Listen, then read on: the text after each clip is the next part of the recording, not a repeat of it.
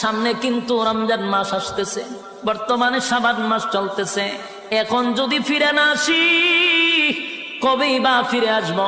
এই রহমতের মাস, বরকতের মাস চলে যাচ্ছে। এখন থেকে তওবা করা দরকার। আল্লাহ, আপনার হুকুম যা লঙ্ঘন করছি, তাম জিন্দেগির গুনার বোঝা মাথায় লইয়া নজরুলে রহমতের সময় যদি চোখের পানি গুলো ছেড়ে দিয়া কান্দেন আর বলেন, মালিক, জীবনের সব গুনার উপরে লজ্জিত আল্লাহ, এতদিন আপনার হুকুম পালন করি নাই। আল্লাহ, শয়তানের ওয়াসওয়াসায় পড়ে করছি গো, আপনি মাফ করে দেন।